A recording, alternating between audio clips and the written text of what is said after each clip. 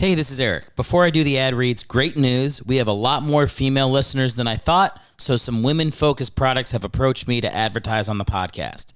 In order to better engage my female listeners, my wife is going to help with the ad reads. This episode of Bring in the Backups is brought to you by Spartan ED Medicine. When I'm having difficulty achieving a full erection, I reach for Spartan ED Medicine. Only 15 minutes after taking a Spartan pill, my limp penis has transformed into a strong, healthy, girthy boner that I can have vigorous sex with. Good for straight, gay, or bi couples, there's nothing a Spartan cock can't handle.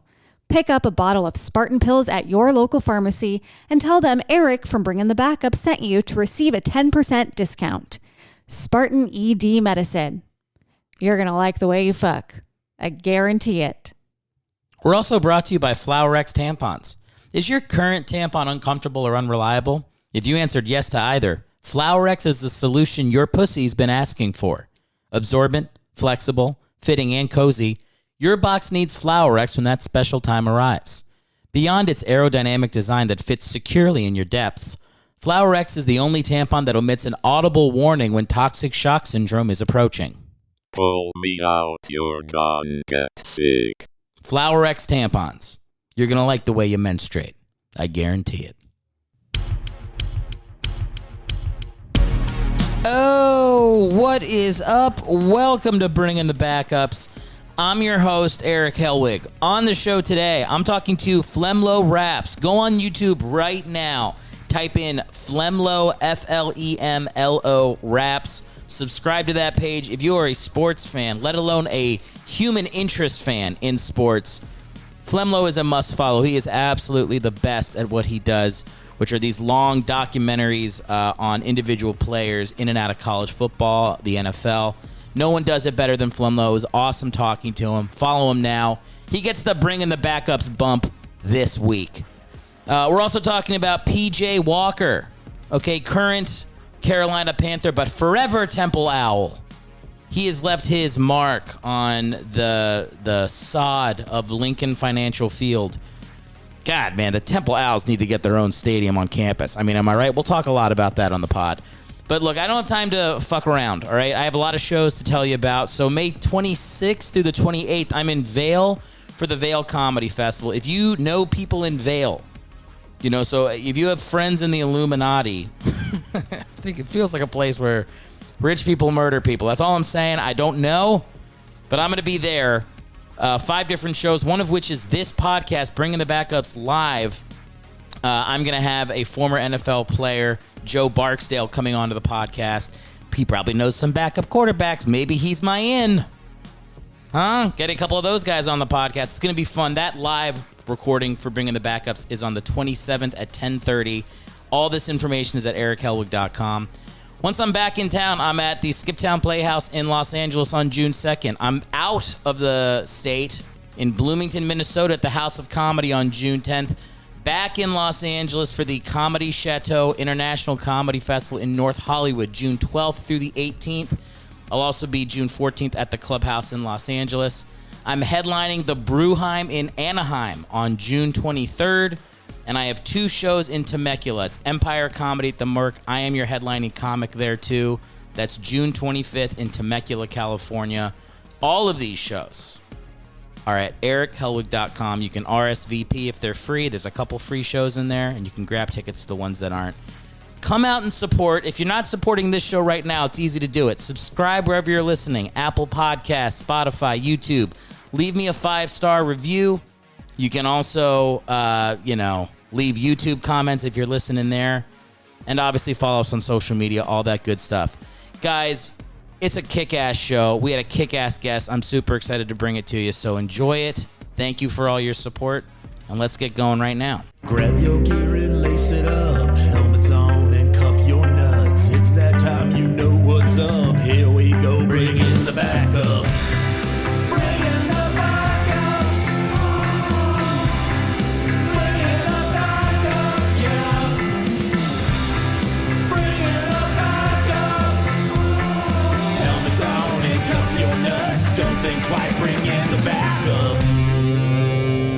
Oh, the The show begins. Welcome in, everybody. Thanks for being present on another episode of Bringing the Backups. I got to sneeze.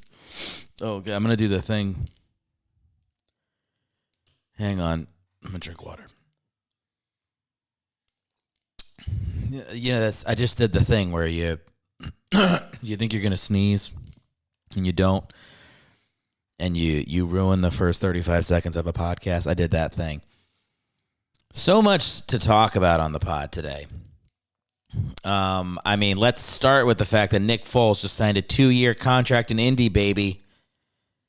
Oh, man, I've never hoped for an injury more than what will befall Matt Ryan week 1, game 1. I mean, I hope he suffers an injury that, like, you know, takes him out of the NFL for 2 years, but doesn't hurt too much. I don't know what that injury would be.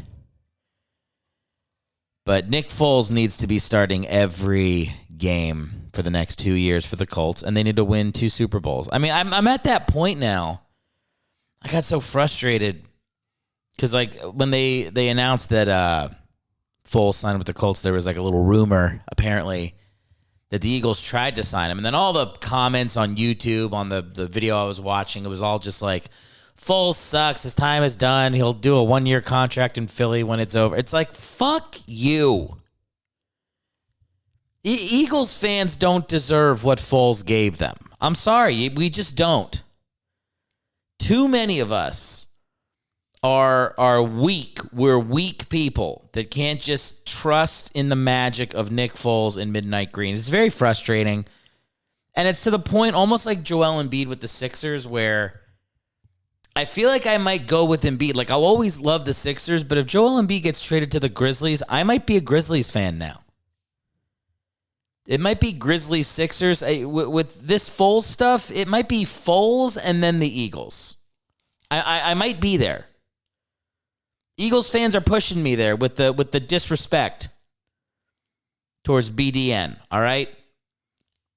So that's number one. I had to get that off my chest. That's been just eternally frustrating. I am excited to talk about PJ Walker. This dude is way underrated. I mean, I get why he doesn't have any NFL team crazy to play him. He's 5'11" and like 200 pounds, so he's like a little dude.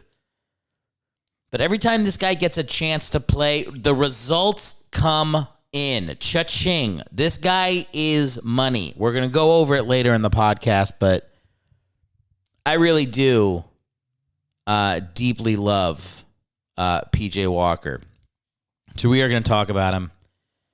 And then obviously FlemLo Raps is coming up later in the podcast. Interview with him, which was great. But, you know, let's just get started straight up with our voicemails, okay? The number to call into this show if you would like to leave a voicemail yourself, it's 323-716-6072. Again, that number, 323-716-6072. Let's see what the cat drug in on this episode. Bring in the backups voicemail. Hi. All right, let's get to our first one right now, and here we go. Guys, it's Alex Getlin. I'm so stoked to tell you about my very exclusive How to Make and Sell Your Own NFT webinar. You got to sign up tonight, okay? Tonight is the cutoff, but I guarantee you it's going to be amazing. It is $1,000 up front. You will make that money back in no time, okay, guys? So, again, it's how to make and sell your own NFTs. It's only $1,000. I promise you, you're not going to want to miss out on this.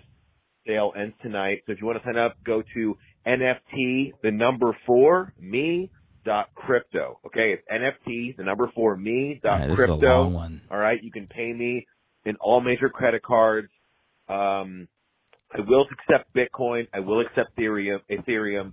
I'm not going to accept Dogecoin. Okay, so sign up tonight.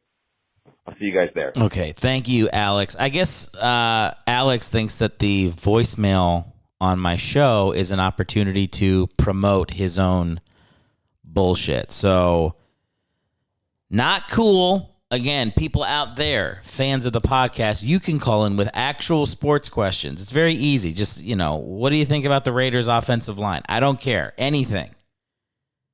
if you are listening to this right now, press pause and dial the number 323-716-6072 so my friends stop calling in and promoting themselves on my voicemail.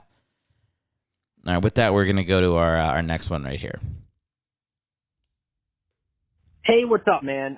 Just touching base. Haven't talked to you in a while. It's Mike Perkins. Just wanted to see, I have a show this Thursday, the 26th, 8 p.m. at Loft Ensemble in North Hollywood. You know what it is. It's another late show tonight. The show I do once a month. It's pretty awesome. It's a late night talk show. We have musical guests and comedians and stuff. And look, hope to see you there. If not this Thursday, it's the last Thursday every single month.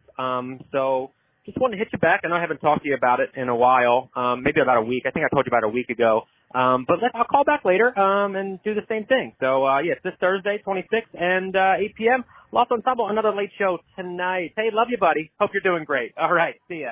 All right, great. Mike Perkins. I like that Mike Perkins also booked me on his show on June 14th, but didn't plug the show that I'm on. We plugged, what is it, another late night month show? I don't know. He has a show at Lost Ensemble in North Hollywood. You can check it out on Thursday, the 26th at 8 p.m. I mean, actually, this will be out in time. So, all right, thanks for calling in, Mike. No more of this. I don't like this bit on the podcast. No more calling in to promote your stuff again. For you guys, the real fans of this show, the phone number is 323-716-6072. Let's get to our third voicemail now. I know I'm 2 weeks late, but it's your former fan from Anaheim. I just wanted to clear the air and let you know that I didn't have COVID before I met you. I didn't have it when I met you. In fact, I tested myself after hearing your shitty podcast to make sure you didn't give it to me, you close-talking bastard. You probably gave that whole-ass brewery COVID when you spit all over that mic telling your shitty jokes. If anything, you're welcome, because I sent that podcast to 10 people, so I doubled your normal audience for that week. Anyways, fuck off from your COVID-free former fan. All right, so this is the dude in Anaheim that 100% gave me COVID. He's lying. He had it. He knows he had it. He knows the truth. I know the truth. That's that. But that is great. I mean, this guy hates me now, but he sent the podcast to 10 people. That does double my normal audience. So thank you very much, fan in Anaheim. I'm not saying his name for two reasons. I don't say people's name on the podcast unless they volunteer it themselves. And two, I don't remember his name because I think we Instagram followed, but it was too long ago. So I can't, I've gone back. I can't find, okay, guy, call in, Anaheim guy. By the way, he's full of shit. He's saying I had shitty jokes. I did not have shitty, I don't have shitty jokes. I was fucking hilarious. I crushed on that show. So, guy in Anaheim, call back, say your name on the next message. Don't just act like the audience knows who you are from, that episode was 2 months ago. My COVID episode, that was 3 episodes ago. Come on, Anaheim guy. Somebody needs to catch up on the pod. He's more revealing of himself. He's been falling back. He probably hasn't listened to podcasts because he had COVID. Because he gave it to me and he had a bad case. He had it for a whole month. I hope he has long COVID. I hope every time he coughs or has brain fog, he thinks of me. And he thinks of that show in Anaheim where he passed it on to me because he was a closed talking guy. It's not true. I am a closed talker. Thanks for being a fan, I guess formerly. Now maybe he hates me. I think he's joking around, but I can't really tell. I mean, I'll take anything with an actual call from a person that's not a comedian. By the way, that number again, 323-716-6072 to leave a voicemail asking me a question about sports or something. We only have one more for this section. Let's go hit it right now. Hey, Eric. It's John Jones out here in Richmond, Virginia on the East Coast. Listen, I had a question for you, I guess, about sports, since that's your thing and all. Do you think that Tom Brady gets a lot of his power and ability to keep playing year after year from kissing his children and sucking their lifeblood? Or is that just a rumor? No, he does I'm that actually for real. Curious. I don't know. On a whole different note, though, I would really love it if you would tell everyone that my band, The Yummies, has a show this Friday. It's going to be Battle of the Bands, Richmond, Virginia, Best Band Rock It Out, and the winner gets studio time. So come out this Friday, May 27th, and check us out. We will be screaming and yelling and rocking as hard as we can. Or don't. I don't know. It's free country. Do whatever the hell you want, you know? All right, so on Thursday, I would like the Bring in the Backups legion of fans to be in L.A. to see Mike Perkins and his show, which I just looked up. Another late show tonight, which is great. By the way, do you want to hear, this is my impression of every late night host right now on TV. Are you ready for it? Here we go. I don't usually do impressions, but here's my impression. Kill Whitey! All right, so we're going to see Mike Perkins on the 26th. On Thursday, and then you're going to get on a plane, you're going to go to Richmond and see the Yummies with John Jones, my friend JJ, the Yummies on Friday, May 27th. You can get all the information for that at the Yummies, YAHMIS on Instagram. Do me a favor, follow Mike Perkins too. Mike Perkins and then underscore at the end of his name. Looks like Mike Perkins couldn't get the first Mike Perkins. Who? I wonder who the first guy is. Probably some dude with like 7.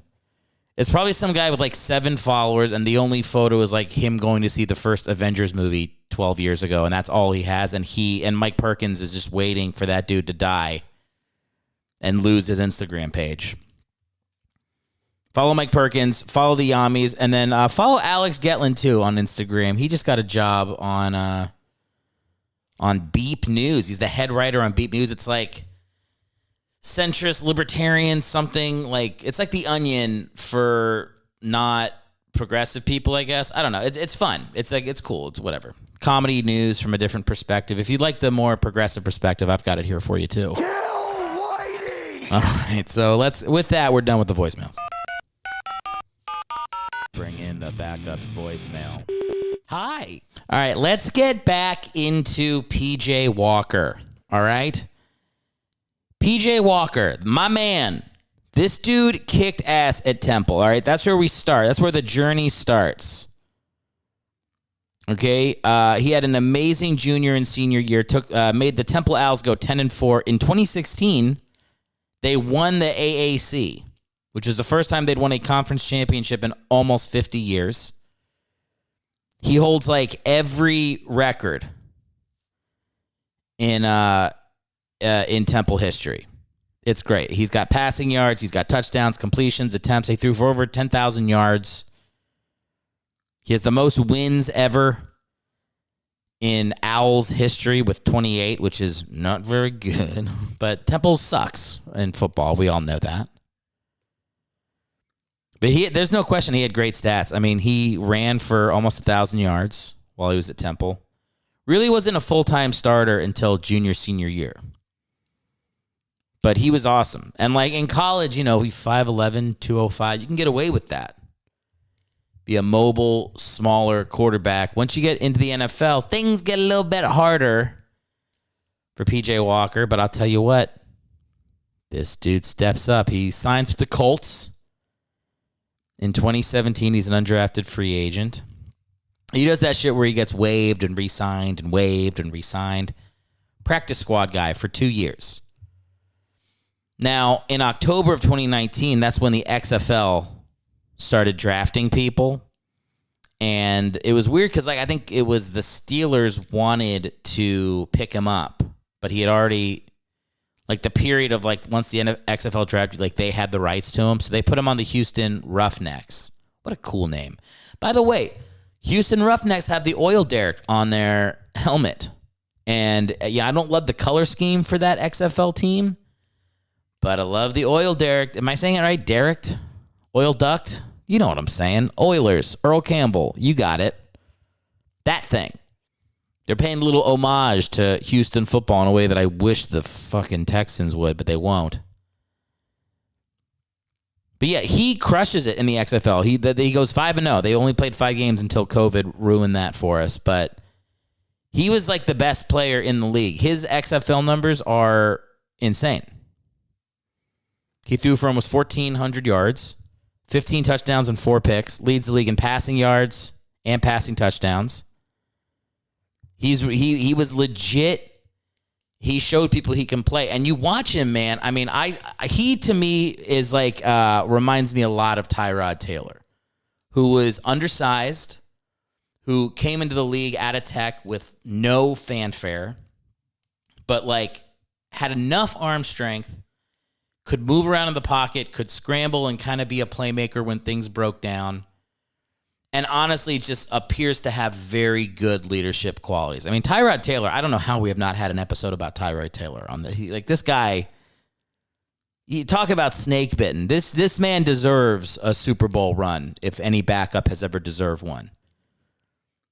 I'm hoping that PJ Walker gets a shot in the league. He's with the Panthers now. He signed with them after the XFL folded. He's been with them for 2 years, partially because Matt Rule, who was his coach at Temple, is now the coach in Carolina. So he's got, I mean, look, he's third string, but he's got a shot there. He's going to beat out whatever crappy undrafted quarterback is going to battle him in camp. They still got Darnold. That's not going to work. They drafted Matt Corral, who I think kind of sucked in college personally. I watched a lot of Ole Miss games where I was like, it just seems like the defenses aren't trying. Like, I don't know, man. I'm not sold. I'm sure watch him be great now. When I say I'm not sold, I mean I just want PJ Walker to become the guy. I mean, how cool would that be? The Panthers are good this year because PJ Walker ends up playing. But I wanted to take a second I want to do a little Tyrod Taylor spinoff here. I mean, first things first. He's now with his sixth team. He's in New York, but he's been Baltimore, Buffalo, Chargers, Cleveland. Chargers is where he really got effed, man. I mean, what, he got like his lung punctured or something? He got like the Steve Irwin treatment. He got straight to the lungs. No, Steve Irwin got the heart. Then he spent 1 year in Cleveland, 1 year in Houston. Look at this. He's been on so many crappy teams. And still, his win-loss record, he's 26-25-1. He's a plus 500 quarterback.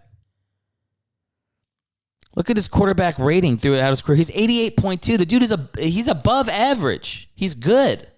I'm telling you, I think Tyrod's still got like one more run in him. I mean, he's going to be a little bit older now. He's probably like 33, 34. I mean, I remember him when I was in college playing.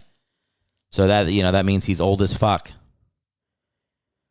But Tyrod's got something, and if he doesn't, I feel like the Lord giveth and the Lord taketh away.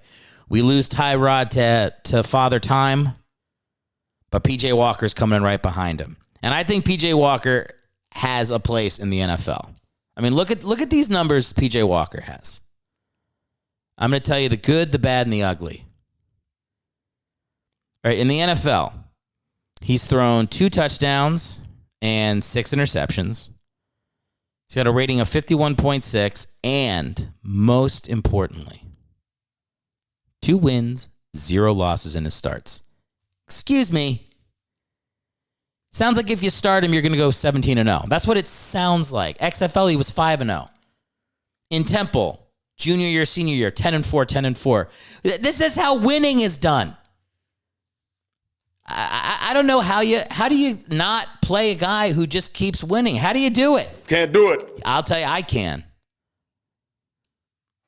Obviously, you got to start the season with Darnold with the Panthers if you're Matt Rule.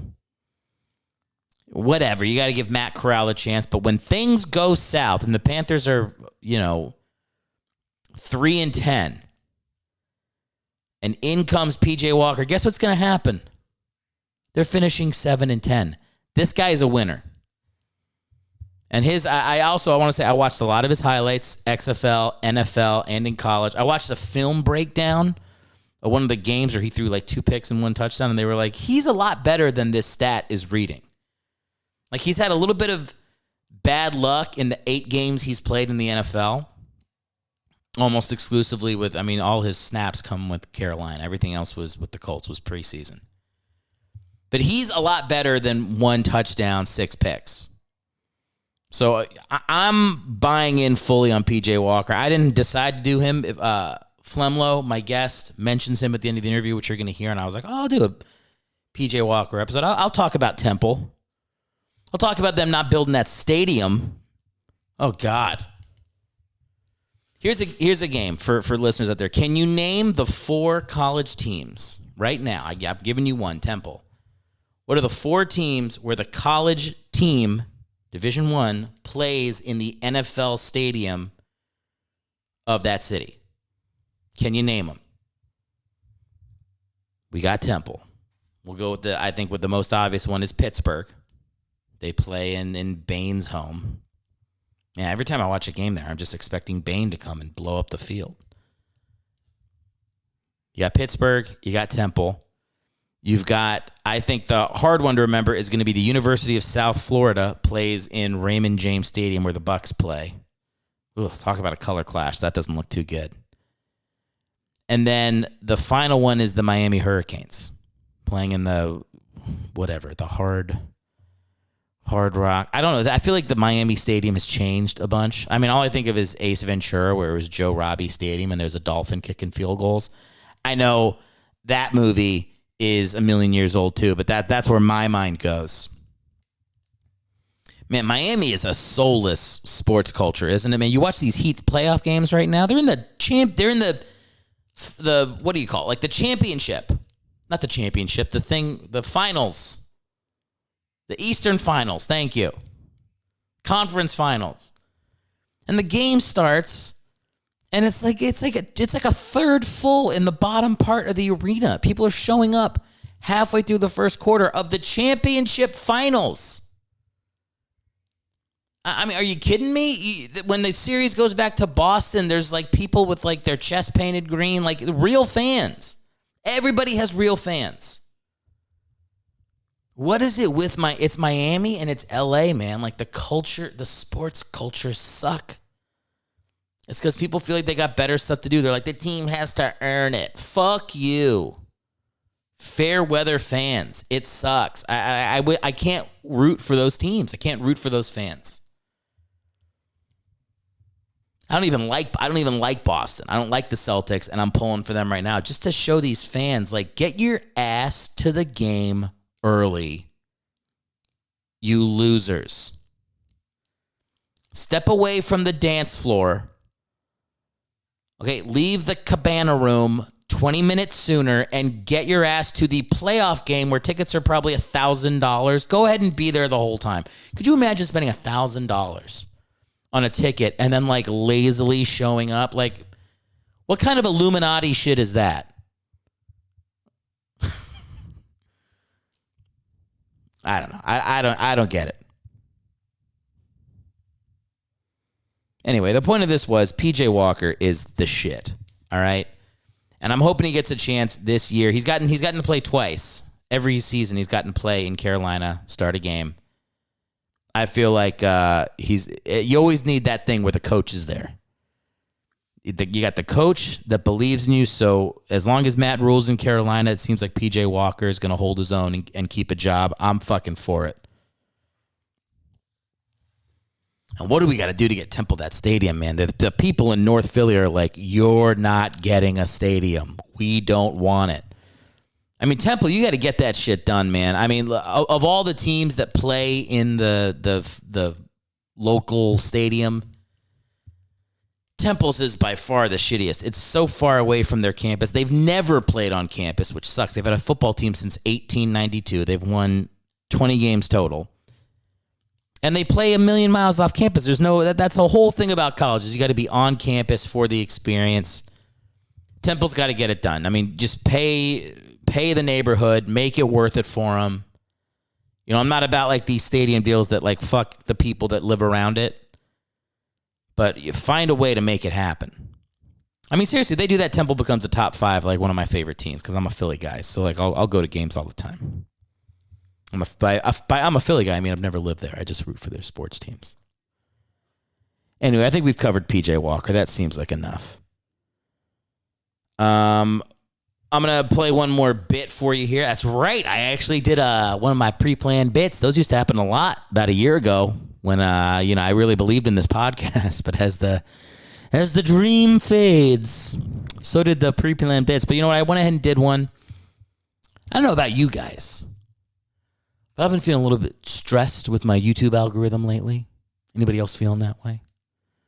Anybody else feeling like a certain thing is popping up in their YouTube algorithm over and over and over again, making it harder and harder to get work done because you keep getting sucked into how bad a relationship could possibly go? Well, me too, and that's why I did a deep breath session for you guys here to help you stay centered, meditated, focused. So enjoy it. This is for you.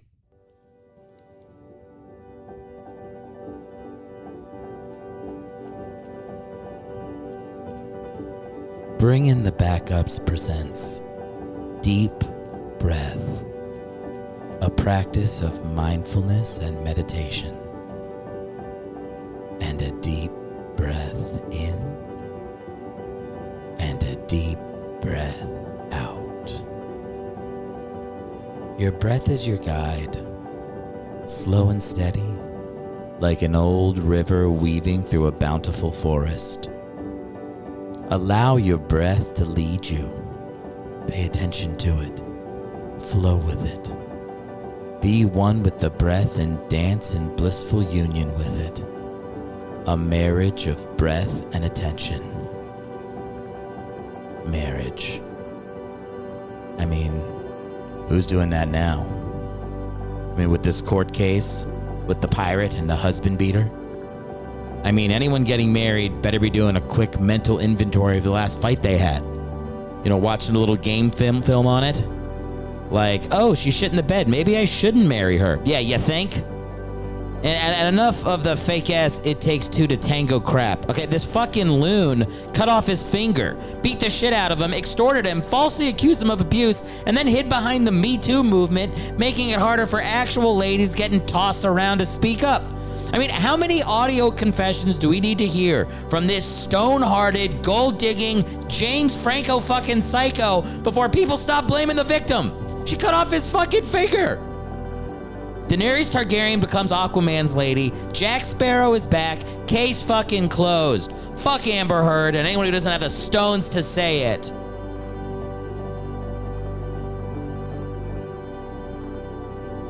And a deep breath in. And a deep breath out. Just breathe.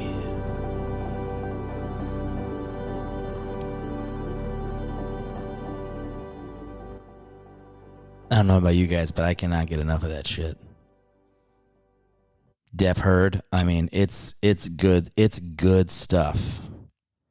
I mean, I don't think you can argue that it's not like the most compelling thing. I mean, but the problem is I work remotely, so I have to be efficient during the day with my time. So I'm like, I'll take a little 5-minute break here, pop on YouTube. Oops, 45 minutes. Watching a doctor's cross testimony about fucking different types of mental illness that the redheaded lady from Aquaman has. I'll watch that. It's consuming my life. It needs to be done. I think by the time this podcast airs, maybe it will be done. I mean, I don't know. How much longer? It feels like it's been going on for months. How much more stuff could have gone? At this point, the trial lasted longer than the relationship. Let's just end it. I mean, if he loses, I mean, I guess we just know that guys cannot win. I mean, you just can't. I mean, how often she confesses so many times, like just confessions, just I hit you. You're not abusing me. I'm abusing you. And people are like, ooh, hey, 50-50. That's what sucks. As a comic, I do that stuff too, where I'm like, oh, I just want to try to have the different take, be a contrarian. But like, sometimes it's like, do you need to have the new take? Do you need to say, as my wife says often, a lot of people just seem like chodes trying to be different. Anyway, all right, enough of that. I had to get my dog trained. You guys know Gordon. He appears on the podcast often, sniffing and huffing and annoying me and clomping around on the floor. Sweet dog. So we went to this trainer who We paid $150 to, didn't train the dog at all. Just talked to us the whole time with us standing in a dog park. That's number one. And the only thing we really gained from it is that our dog thinks we're boring. Because you're supposed to make it so like if you're really training your dog, like the dog only is excited by you. Like he only cares about you on walks. Like he's not looking around at other stuff. He's not interested in other dogs. He's not interested in other people. That's what a really well-trained dog does, is like he just pays attention to the master, and the master plays with him when he wants to play, him or her. And when the master doesn't want to play, then the dog doesn't play. The dog is just his life. The sun rises and falls with the master. And the more this guy talked about how he trained his dog and showed us videos of how obedient his dog was, it just seems like he's fucking his dog. Like there's really no other way to say it. If your dog is really well trained, you're probably fucking it, right? I mean, am I wrong? Does the suspicion meter not go up a little bit if somebody's like, you know, they can whistle from 20 meters away and the dog just stands at attention and turns back? When I see that, I think that dude's penis has been in that dog. That is my thought. And I know it's not a great thought to have. It's not a pleasant thought to have. I'm just saying some of them are fucking their dogs. 100% of dog trainers are fucking their dog. That's what I'm saying. I'm not going to leave my dog with this guy to get fucked. I think he's going to try to fuck Gordon. That's what I thought might happen. I was worried about it. And then there was a part of me that was like, well, what if he does group classes? What if he does group classes? It's much less likely that he's fucking all the dogs in a group. But then I thought maybe it's just a dog orgy. I'm uncomfortable with dog trainers, okay? The way he was talking about like the little like thing, the little shock. It's not a shock collar. It's like a vibration or something. Yeah, whatever. He's finding a nice way to be like, I'm going to shock the shit out of your dog to train him to do stuff. And it was like, he was like, yeah, you know, sometimes owners use it too much, so I'll put it on them so they see what it feels like. I'm like, okay. And he goes, then if an owner is overcorrecting the dog, I'll put it on them and then I'll zap them. So I'm like, what? What are you saying, dude? You just sound, God, he just sounds like he fucks dogs and owners that are down for it. That's just what it feels like. So we decided not to train our dog. He's just going to die the way he is, which is to say we got a great dog. Gordon does not, he is bored by us. He does whatever he wants in the house. We leave the toys out for him. You're not supposed to do that. You're supposed to take the toys and then choose to give the toy to the dog. Here, now you have the toy. Now you play. And you take it away from them later on. We just dump all the toys out. We're like, just take them when you want them. Gordon just hangs out. He's like a third roommate in the house. And yes, he's a little stubborn on walks. He doesn't really play with us. He loves us. He cuddles with us, but he's not. He doesn't seem very dependent on us. And I'll be honest, we got lucky. He's not that well trained, but he has a great temperament, so it works. The way he is works. So I don't know. Look, maybe we'll do some training later on, but it's like, you know, it's just sometimes you just look at your dog and you're like, you're just fucked up like I am. All right. You're going to be he's going to be an asshole on walks, and I'm going to still kind of think that eating salad is gay until I'm dead. All right. And we're going to work on it. We're going to try to get a little bit better so that my life and your life is easier. And we'll take little tips along the way. I'll go to therapy. I'll keep treats in my pocket so he can stay closer on walks. But at the end of the day, he's fucked up and I'm fucked up. And I feel like if I let that dude fuck my dog, it's only going to get worse. So no dog training.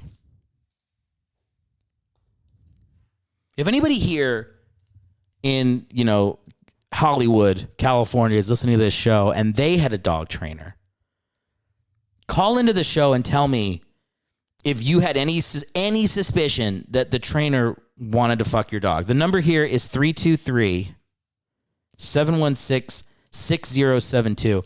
And I know this sounds like a bit and it's obviously hilarious, but because I'm very funny, but that's not the point. I actually want to know if other people think this sometimes. If you think that dog trainers are trying to get it wet with the dogs they're training. I don't think I'm off base. This is the weirdest way to introduce FlemLo, but I feel like it's time to do that. I have to say, I legit had a great time with this week's interview. And the reason is because I said this to him. You're going to hear me say this to him on the podcast. I think FlemLo is the best in the world at what he does. There's like, everybody has like their specific thing they do. And some of those things that, somebody's like, I'm just a salesman or whatever. But like FlemLo picked a part of the internet where it's like, those videos where it's like, what happened to blank? Whatever happened to blank? And those are always the titles. What happened to this guy? And sometimes it's actors, and sometimes it's politicians, and sometimes it's that dude from California that blew his brain off during the press conference. Highly recommend checking that out if you haven't. Ooh, he bleeds like crazy. But FlemLo was like, I think he takes it from his own personal life experience of like, he does it with football players, and he does these like 20-minute YouTube videos, and they're so well done. They're well researched. He's got a great voice. He just takes you on a journey, and he's a guy.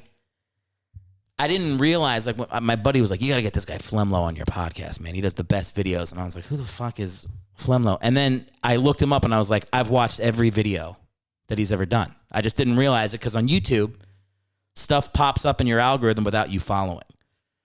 It's almost more important to like stuff than it is to follow or subscribe to a page. But anyway, once I realized this is the guy that I was a fan of, asked him to do the podcast, came on. Really, really excited to hear a little bit about his life, how he came to do what he does. It's a really inspirational story for people out there that are struggling or maybe doing something they don't like they don't like what their life is doing, the direction they're headed. And taking a fucking shot, man. You only get one life. You get one life. So yeah, I had a great time talking to him. I think you guys are going to love the interview, so definitely check it out. I will do one more plug very quickly and say, if you are enjoying this podcast, please tell a friend about it. Pass the word. Just like that COVID-having motherfucker in Anaheim that sent it to 10 friends, send it to 10 friends yourself. Spread the word about the podcast. It's all word of mouth here, and it is greatly appreciated. With that, let's get to the interview. FlemLo Raps, you need to follow him on YouTube right now and let this interview be the proof of why you need to do it. I'm working hard when I ain't on the phone. This ain't a home, this ain't a phone. Grind never stopping, I'm keeping it cold. Unlocking the door with the holy key. You supposed to be this close to me, and hopefully you understand G.O.D. Maybe this cold and I'm talking like no degrees. This ain't a fluke. I seen it way before it ever happened. He gave me the view. I had to put in my time on the TV. It coming in soon. I couldn't leave it all up to a variant or an experience. You gotta get up and do what it do. So complicated, homie, it's you. Always gonna wait until you in the mood. I've been running, came out gunning, stopped the fronting on your words. What you hear now? I just started a podcast because I'm a stand-up, and they were like, if you don't have a podcast, you can't do stand-up comedy. That's the rule in clubs. They're like, you have to say your podcast before you walk on stage, or just like an invisible shield stops you from entering. That's the entrance fee, huh? Dude, yeah, I don't know, man. I always in my head, I'm like, everybody has a podcast. Everybody has a podcast, but then you look at the numbers, and they'll be like 0.05% of people in America know what a podcast is. So it's really? Like it's just people that I feel like it's like creative people have it, but it's just other creative people listening. And there's like, if you go to Missouri, 5 people listen to podcasts. Like I do think that's the reality. Yeah, I can see that. But I never would have guessed that, to be honest, man. At this point. Because I know I get people asking me about like podcasts and things like that, but they still don't really know what's going on with it. So I get you right. Yeah, I feel like you have built your thing on YouTube, which is 100% the smartest thing to build a presence. 100%. Like, I mean, when I'll send people, like if I'm annoying people on Instagram, like who followed my stuff, I'll be like, oh, listen to the podcast. I'll send them the Apple podcast or the Spotify, and they're just like, is it on YouTube? YouTube. Like everybody's YouTube is the thing that you put on when you're at work. Like YouTube is just so easy. It's an extra thing to have an app in your phone or to figure out like all that other shit. So it's like, man, you've brought your message to the people. Yeah. Yeah. It worked out that way. The reason I even started YouTube in the first place this was 6-7 years ago. I was trying to get good at Call of Duty, bro. I was trash at Call of Duty. I went on YouTube to get like some tips, trying to see, you know what I'm saying? So I was watching this dude. He was giving tips or whatever. I'm getting better. Cool. One day I go on the channel. He uploads a house tour. And he's like, yo, this is all thanks to y'all. It's like, what is he talking about? How the hell is it thanks to us? You know what I mean? Yeah. And do a little bit of research, realize these cats making real money, like making a living off this. Yeah. I had dropped out of college as a senior, by the way. My last year of school, I was like, I don't really want to do this. I was majoring in psychology. And I was interested in psychology, but I didn't want to work in psychology. So anyway, I had dropped out of school, man. I was working in sales. I had been doing that at this point for like 5 years. And I was successful. I was making good money, but you know, I ain't going to do that with the rest of my life. You know what I'm saying? Sure. So I kind of looked at the opportunity and I just jumped on it. Like my first 60, 70,000 subscribers on YouTube was me doing gaming. You know what I'm saying? I was doing a completely different type of videos than what I'm doing now. What happened when you started doing the sports videos? Did the gamers fall off or did you? Okay. Yeah. So initially, man, when I made the announcement, because I did gaming for a strong, like 2 years, something like that. I built up a decent little following, man. Dudes was like hot. Like when I made the announcement, like I'm not doing no more gaming videos. That's dead. I'm done. I'm moving on to this. You know, y'all can roll with me. If not, I understand. Man, dudes were sending me messages like, I'm getting off the sinking ship right now. This all this type, like crazy stuff. Like cats was mad, but a lot of cats was supporting too. But man, the first What Happened To video I did, it just took off. It got like 100,000 views. And at this point, you know, I'm doing gaming. I'm uploading 3 videos a day. It was doing good. Probably get like 15, 20,000 views a piece eventually, like over like a week. And, you know, that was great. But I knew it was something to like the style of video that I'm doing. You know, I knew it was something to it. So, dude, there was people jumping ship, but man, we was growing so fast that I didn't even notice. Like once it started, I didn't even notice the people dipping. I will tell you this, man. I think you're the first person I've had on the podcast who is the best in the world at the thing they do. Like I actually think a hell of a compliment. I actually think you are the best at what you do. It's a very specific thing. It's talking about players that washed up and all your sport. I don't know how you describe your sports videos. But that's it. It's like it was funny because my buddy who comes on the podcast a lot was like, you got to have this guy FlemLo on the show. And I was like, who the fuck is FlemLo? And then he sent me your videos. I was like, I've watched every single one of these videos. Like I just haven't subscribed. I didn't know it, but I was like, as soon as I heard your voice, I was like, I know this guy. I know this dude. Yeah. It's like I'm telling you, man, if I had kids, I would pay you to read them like bedtime stories. Like you paint the story so well. Like I really mean it. I feel like you're the best because every other YouTube video where I click, it's got an interesting title. It's like a fucking robot explaining like this was the thing that happened to Taj Boyd. I'm like, why can't you just talk into a microphone like a human being? But I feel like you've obviously like you go back and watch your older videos to what you're doing now, like even the setup you have behind you. Yeah. Like you've just made it to where it's like I can put your stuff on in the background at any point and it's like a calming. It's calming and I get to think about sports when the season's over. It's great. Man. Yeah, man. I mean, I'm just one of the best compliments I ever got. Well, remember it. Remember me when you're at 10 million YouTube subscribers. Be like, who was that guy that asked me to do his shitty podcast? Oh yeah, that guy. He gave me a great compliment. My boy Erick. I saw. So you said you were doing sales. So my day job right now is sales. I make a little bit of money doing comedy, but I still got to do the day job thing. Yeah. Were you doing like what would you call it? Like high pressure? Like what kind of sales were you doing to support yourself after you dropped out? So I was doing retail commission sales, you know. So we were selling matter of fact, I worked at I don't even like to say the company, but we were selling like electronics, appliances, furniture. You know, every month you got your quota. The stores got its quota. We had about a we've had like a million, about $1 million quota every month for the whole store. And my job, I was the top writer. My job, I just had to hit my 100K. If I did my 100,000 in sales, I'll make my little money. Yeah. And it's a high pressure situation because you only get paid what you know what I mean? You have to bill your check every month. Yeah. And I did this for like 5 years now. In between there, I got promoted to manager at one point, stepped down from that because that was just stress, and I was making about the same amount just doing sales itself because I had gotten so good at it over time. Yeah. You know what I'm saying? It's wild, bro, because when I started doing it, I had quit football.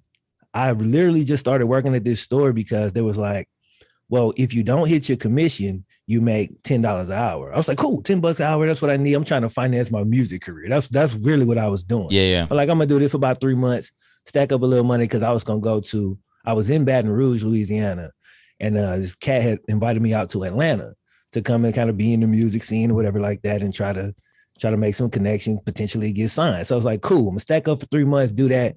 Bro, a month into this job and I get promoted. And everybody telling me, oh, you can do this, you can make all this money doing this. And next thing I know, 5 years then passed. Yeah, man, that's how they get you. That's it, dude. Yeah. Well, if you got I'm like, hold on, man, what the hell just happened? Like, this is not, I ain't signed up for my whole life to be this. But I had a lot of good times, man. I learned so much. Like, that was one of the most valuable times of my life. Cause before that, I ain't never sold nothing. Like, I never even considered myself a person who was very persuasive. I'm more like quiet, introverted type of cat. I'm a thinker. Like, that's generally me. But one-on-one, I found out I had some skills that I didn't know I had. Make people buy shit they don't want to buy. That's a real skill. It is. It is a real skill. Like, that's a fact. Dude, that's been in comedy, you have to have like a companion thing to do so you can like make a living. So mine's been sales I've had different sales jobs going for like 10 years now. And it's like, you see it. Like, I remember I graduated college and I was moving to New York and I had to save money, kind of similar to you. I was like, I need a job for like 6 months to save money. Yeah. And my friend was passing out timeshare packages in Colonial Williamsburg. I went to school in like Southern Virginia. Okay. And I was like, how much do you get paid? He's like, you make $25 every time someone hands you $20 and says they'll show up to a breakfast for a 90-minute spiel. Yeah. Yeah. And I was like, all right, that's some money. I can start now. He was like, you can start like in 30 minutes. You can take my shift if you want. They don't care. No scruples with this company at all. You don't even have, it's like, I'm sure there were I don't even know if I signed paperwork. How you get in. Yeah, dude, it's like evil. So, and I started doing it and I was so good at it. Within 3 months, they had me managing East Coast trade shows. So I would literally like put all this like stuff for Kings Creek. I shouldn't say the name either. Yeah. for this evil company I work for. I already said the whole name. I'll bleep it out. No, I won't. I'm too lazy. So I would put all this stuff in a van and I would drive to like Cincinnati or Columbus, like anywhere on like the East Coast in the Eastern time zone. Yeah. And I would just convince people to come to Colonial Williamsburg and like stay in this stupid cottage and take a 90-minute timeshare tour. And I started making like way better money than I thought I would. Right. And at one point it was like a year in, I was supposed to move to New York like 6 months ago. And I'm just sitting in Colonial Williamsburg drinking after a shift at my timeshare company. And I quit. But it was like, it's very, you said you went 5 years, so I guess they really got you good. But you gotta like you have to keep your your priorities got to stay in line. Otherwise, it's like it's hard when the money's coming in and if you have an ability for something, like you get sucked into it. That's it, man. It's like you realize that you're good at this because it's a commission job. So the turnover was crazy. Like we had new employees every month, but the constant was me. Like I was there, and I was like, damn. Then they moved me to the big store. I was intimidated, and within a couple months, I was top salesperson over there. So I was like, all right, this is probably what I'm just gonna be doing for the rest of my life. That's what I thought at one point. And you say, I was making better money than I expected. I had done the math right before I dropped out of school. I had done the math on what I was set to make as a psychologist. And, you know, I was like, well, look, man, if I could make this rapping, I'd be much happier. I made that the first year in sales, and then I was over that and like almost doubling that. I was like, okay, I think this is it. But it was, for me, man, it was kind of a soul sucking thing just because I wasn't, see how you have that and you got your comedy, you have your podcast. I wasn't doing none of that. I was just going to work, selling. Like I got to the point where I wasn't even listening to music no more in a way. Time I got out of work, I had my girl knew she had to have a drink ready for me when I get to the house. I was so damn, I was like a whole different person. Yeah. You know what I'm saying? You're like an 80-year-old man, like coming home from the factory. Ooh, You're like fucking dead inside. It really was. I kind of looked at what it was doing to me and I was like, man, this ain't for me. But when I quit, everybody thought I was nuts. Like everybody thought I was nuts, bro. It was like, what the hell are you going to do? I'm going to do a YouTube. What? Like, you heard of NCAA 14? Here I come, baby.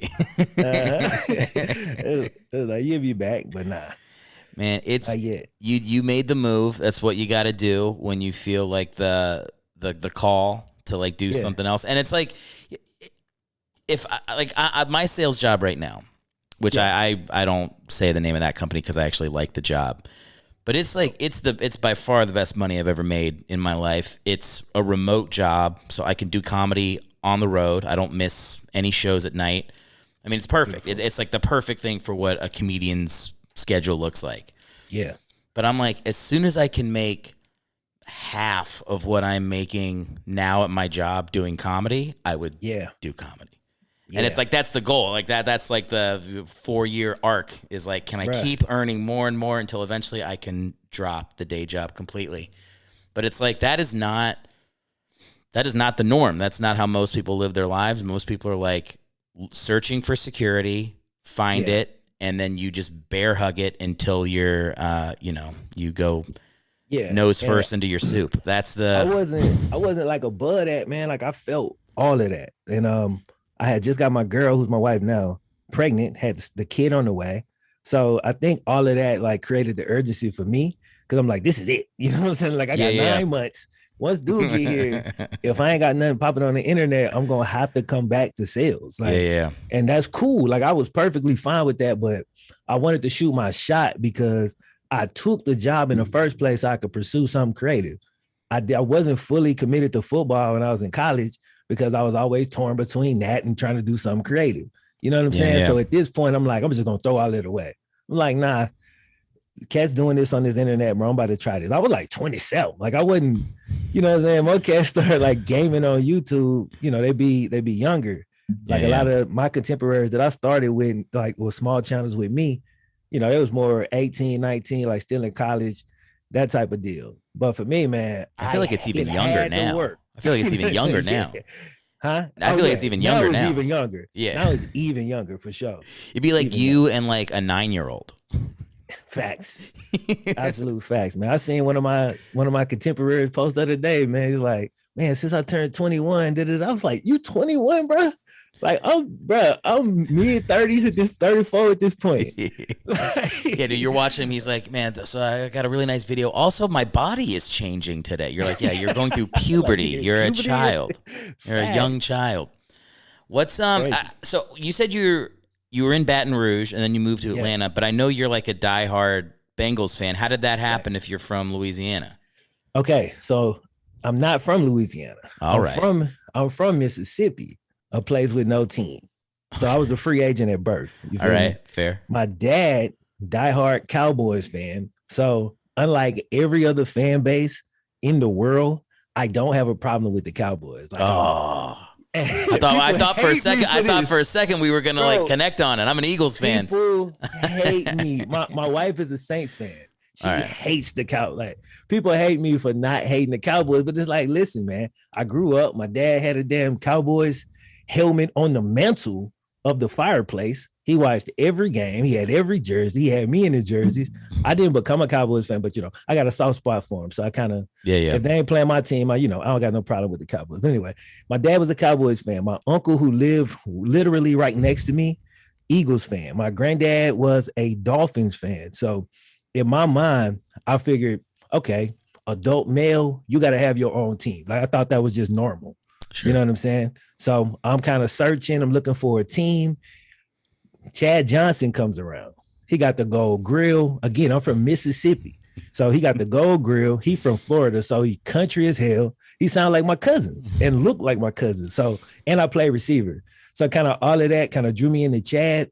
And that's how I got into pulling for the Bengals. That was probably like around, I was probably like ninth grade. You know what I'm saying? And I just kind of stuck around, bro. And then when we got that, we lost him when Carson got hurt against the Steelers. And we brought in Andy Dalton and AJ Green and that whole regime. I thought I was going to jump ship and go with Chad, but my heart was still in Cincinnati. So I just stayed. You know what I'm saying? Where did he go to Miami after that? Where did he go after the Bengals? He went to the Patriots when he left. First, oh, yeah, that's right. First. And he played like 7-8 games and that didn't work out. Then he went to Miami and he had that one situation with the girl he was dating at the time. But but I ended up, and I still love Chad to this day. But I just stayed with the Bengals, man. And the older I got, kind of the more I kind of planted my flag with all my friends and stuff in Baton Rouge. And I took all of them L's. Like, you know, I told you we worked in sales, electronics store. We got the games on every TV, but it's in Baton Rouge. So all they want to do is watch the Saints. I sneak, turn the Bengals on. Everybody, Flem, turn the damn Bengals on so they can lose. And we would. You know what I'm saying? Dude, we would lose. But, you know, I took all of that. So, you know, last year, man, we go on the miracle run. That was like the dream season for me. Well, it would have been if we would have won the Super Bowl. I really thought you guys were going to win the Super Bowl, obviously before the Super Bowl started. I just felt like it was such a it reminded me a lot of the Giants, like the Giants 2 Super Bowls where you're just like, why are they even here? And it's like you ask that enough and that becomes the reason that they're there because they know everybody's saying that. And that's I was 100% like Bengals are winning it. I mean, also like I'm just such a underdog person. It's like it's just the easiest thing to root for.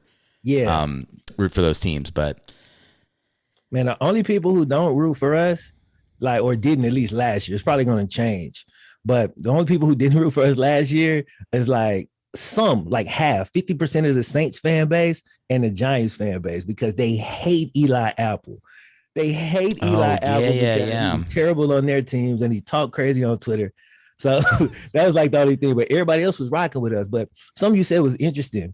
And I wanted to point this out because I was talking to my boy who's a Browns fan and he was conveying that same thing to me that like everybody else was shocked. Like, okay, how the hell are the Bengals here? What keeps happening? Let me tell you something.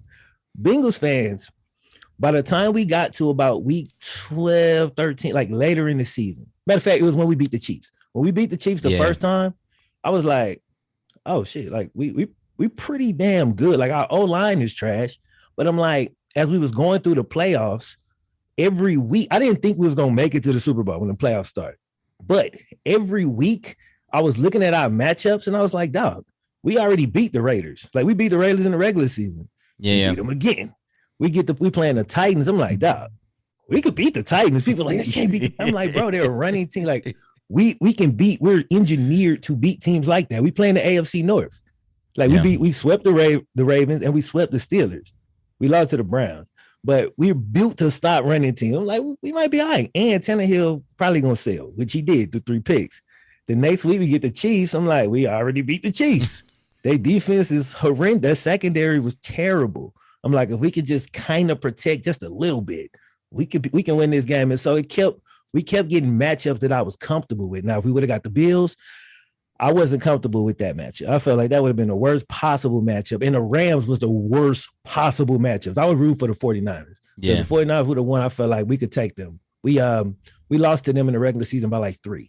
You know what I'm saying? It was a close game though. But the Rams, that was a tough matchup because not only did they not have any weaknesses, their strength, which is their defensive line, was going directly against the biggest weakness on our team, which is our offensive line. I was like, that ain't gonna be good. and sure enough, that ends up being the exact reason why we lose right there at the end, because we just can't get nothing going on that last drive because Aaron Donald, Von Miller, Leonard Floyd, all these damn beasts they got killing us. Dude, they stepped up on that last drive for sure. That's Aaron. It's like Aaron Donald's Super Bowl. Facts. Yeah. How did he not get? He should have got MVP in my opinion. Like he was. Who was it? Did Odell get MVP? Who got MVP? No, they gave it to Stafford. Didn't he throw wasn't it 2 picks? 1 pick? He threw a pick. Maybe 1 pick. And Stafford played a good game. He played fine. I mean, look, Stafford got a lot of hate for most valuable though. It was Aaron Donald. But yeah, go ahead. So what you was gonna say? Stafford got a lot of hate. I was gonna say Stafford got a lot of hate. I think unfairly, just from the first 9 years of his career. But I also think he's like maybe a little over. Like it's weird. Like I can't tell. He's either it's swung too far. Way overrated or way underrated, and I don't even know. It's like it changes every week. I'm with you. He's a weird guy to analyze because it's like you really have to just blank out anything that happens in Detroit. Like you just got drunk and it's like a blackout night. Like it doesn't count. It's like you could be there for 3 years. It feels like you were there for a decade. Like it's not. Here's my issues, man. That time he was in Detroit, he did have Megatron for a good bit of that time. Yeah, he did. And like I just felt like that team, even though their organization has always been trash, we know this. But some of them teams was like them teams wasn't as bad as a lot of people thought that they were. Like he went 0-17 with Megatron or 0-16 with Megatron. I'm like, dude, that's hard to do. But did he go? I thought he got injured that season. He didn't go 0-16. That was the year. That was the year before they drafted him. Because that was look it up. Maybe you're right. Yeah, that was the Orlovsky year where he like runs out of the back of the end zone. I don't think Stafford was. I don't think Stafford was on the team for the 0-16, or it was like they drafted him, he got hurt, and then they tanked. I mean, I feel like if you go, I mean, I don't know, man. If you're the starting quarterback for an 0-16 team, I don't feel like you can have a career in the NFL. Like, I feel like it stains you too much. Like you can't. I'm trying to think of. You remember? I did a podcast. By the way, the theme of the podcast is I talk about a backup quarterback for every episode. Feel free to pick a Bengals backup if you've got one. But I remember always thought Cleo Lemon was really good. I do not know Cleo Lemon. Cleo Lemon played like 6 games when there was the year that the Dolphins were 0-13 and they beat the Ravens in Week 14, and he was like their 4th string quarterback. That came in like week 10 and just finished out the string of games. But it's like you just get so associated with the stench of something like that. Like it doesn't even matter if it wasn't your fault or if you had like 3 different offensive coordinators in 4 weeks. Like nobody cares. Like it's so much of the NFL feels like just the reputation you bring with you. People just go, yeah, that's who that guy is. Thanks. It's so hard to reinvent yourself or get past. That's what I was saying. I'm surprised that Stafford is like.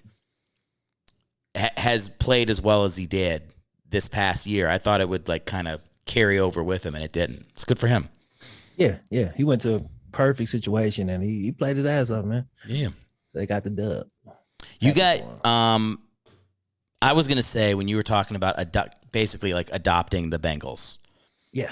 So my dad, when I was a kid, he would, this is like when I was a teenager, he would spend summers at Fort Leavenworth, which is right outside of Kansas City.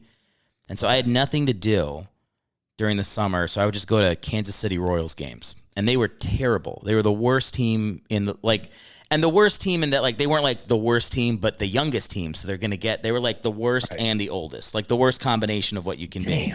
Like 35-year-old minor leaguers are their best players. Gotcha. And so I just started to love, the Kansas City Royals. For 3 summers, I would go out there and just watch these meaningless games where they're just getting crushed by the Yankees. Yeah. And then they won the World Series like 10 years later, and it was kind of like it became my second team after the Phillies.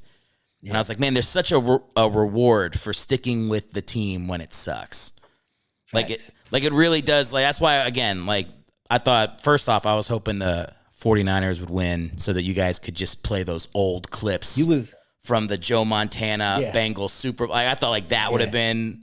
Twitter was loading up for that. Hell yeah, dude. That would have been the shit. Like I was so hoping for that. But whatever. I mean, like I said, good for Stafford. It's fine. But to me, the story would have been 49ers Bengals. Bengals get over the hump. I was with you guys in spirit. And we appreciate it, man. We needed it. We needed all the love. Now you say your squad is Philly? Yeah, so my dad was in the Army, so we moved around a bunch. So I had lived in South Carolina, Louisiana, New Jersey, Virginia, and my dad was from Philly, so he just brainwashed me as a kid to be like, you will like all Philly teams. Yeah. So those are always my number one team, and then I have kind of random teams I'll root for just based off like I went to a Hornets game when I was 8 and had a good time, so I root for the Hornets. Or I actually do like the Saints a lot because when I lived in Louisiana, we went to a game at the Superdome. I like Houston teams. That's why I'm wearing my. I was gonna ask you about that. I mean, come on, this is a great hat. Yeah, I was like, okay, you're rocking the Oilers hat. It's moments like this I wish there was a video element of this podcast because the audience is really missing out on the Oil Derek hat I'm wearing right now. That ought to be like the cover for this episode. It really should be. Hat. Yeah, it's like the hat and like you're like peeking out of it for a second, but it's like the episode's just called Houston Oilers hat with FlemLo. Dude, I'm thinking you're following. You by far are the most famous person to do my podcast.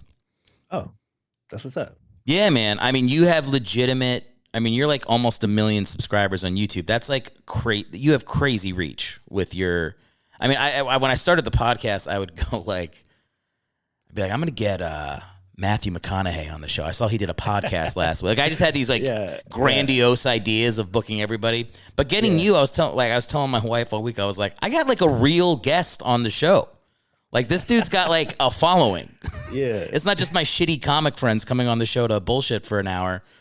Man, when you hit me, I thought the idea was dope. I was confused. I was like, okay, he say every episode he talk about a backup quarterback. What the hell does that mean? I gotta go on here just to see, like, dude, what is that even? You know what I'm saying? So like, how in depth talk about him? I'll tell you, man. So I think when I started the podcast, I might have been unintentionally like trying to do an impression of your YouTube show. I was like, I'm gonna do all this research. I'm gonna have like the facts of this dude's life.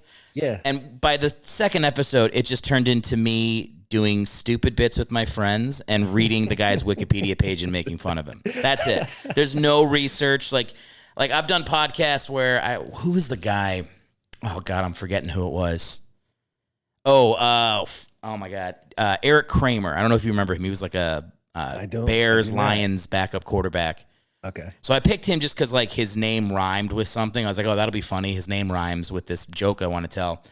And then on the podcast, I started reading about him, and I found out that he like shot himself in the head, survived it, got like Me Too'd by this lady, but then like sued the lady. Found out she was like she went to jail for senior abuse. And I'm like, I'm finding all this out like on the air with my guest, being like, this was the worst decision ever.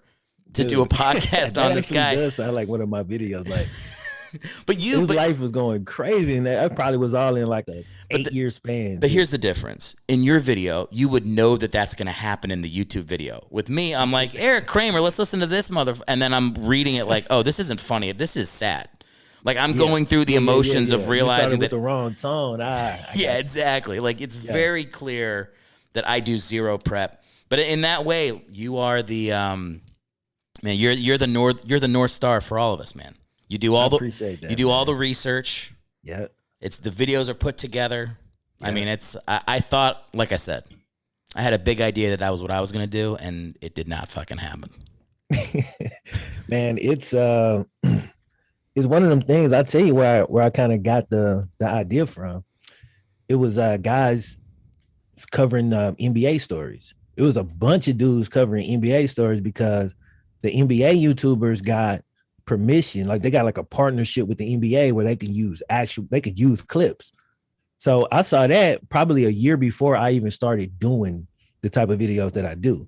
And I started contacting all the football highlight channels like, hey man, y'all getting copyright strike for this? Like what was happening with these? It was like, well, they're just gonna claim every single one of them. You can't, I'm like, man, I got family. That ain't gonna work. You know what I'm saying? I can't pivot to that if I can't make a living off of it. Yeah. So I gave it like a year. And then matter of fact, my boy KTO, who I'm doing who I did the podcast with, he was doing like something real similar. And so I saw his, and then I was like, okay, he wasn't on camera or anything like that. But I was like, I could put kind of my life experiences into this and cover these things in a way that I don't see the media do it. And I could tell you, like, everybody heard the bit Stephen A. Smith used to do to stay off the weed with Josh Gordon, right? Yeah. And I was just like, okay. I started looking up Josh's story, and I was like, bro, they don't cover none of this. I'm like, bro, this man went through it. Yeah. Like, he went through it. I'm like, I never knew that. I've been running around using this dude like a damn punchline. This man is a damn survivor. Like, what are we doing? Like, you know what I'm saying? So I did. That wasn't even the first video I did, but it was just stuff like that is what I'm saying that kind of pushed me into wanting to do it, man, because I know I was kind of relating it back to my real life. And like, I know so many people that's, you know, generally good people. They got the same values as all the rest of us. You know what I'm saying? They care about their family. They care about the kids, but they get caught up in these bad situations and then they get labeled forever. And it don't change the fact, like I always try to convey in the videos, it don't change the fact that they did X, Y, and Z. Like, you know what I'm saying? Like, we not necessarily going to look past that. But let's just tell the whole damn story and let the people feel how they feel about it. You know what I'm saying? Yeah. You know, I do know what you're saying. And I remember and Stephen A. does a lot of that hack shit where he's just like, he just trashes people for five. And I'm like, I remember when Kwame Brown came out and was like, and just explained, he was like, do you know what it's like to have Michael Jordan call you a pussy when you're 18? Does anybody in the world know what that feels like besides me? And then like, he's crazy. Like, I saw him on a podcast with like Aton Thomas or like some of the backup power forwards on the Wizards in 2001. And they were all like, bro, we were all worried for you, man. We thought you would kill yourself. Like, he was a kid. Good God. He's a kid. Right. And they're also like, I just remember, I mean, I'm Kwame Brown's age. I think he's exactly 36. Okay. I went to school. I went to high school in DC, so everybody was clowning on him all the time, including me. Yeah. And it's like, now you look back at it and you're like, dude, he was my age. He was literally the same age as me. I think of how big of an idiot I was, like 3 years ago when I was 33. The idea, and we've all done that, man. Yeah, I know I did it a bunch, especially growing up. I remember the Kwame Brown jokes too. Yeah, like we was making them. You know what I'm saying? And listen, jokes is fine, bro. You want to joke or you want to troll a little bit on Twitter? Look, that is what that is. But my whole thing is just understand though. Like understand, like when we get real, understand like what a person have actually gone through. That way you at least know where to kind of draw the line. You know what I'm saying? I try not to say nothing on the internet I wouldn't say directly to a person's face.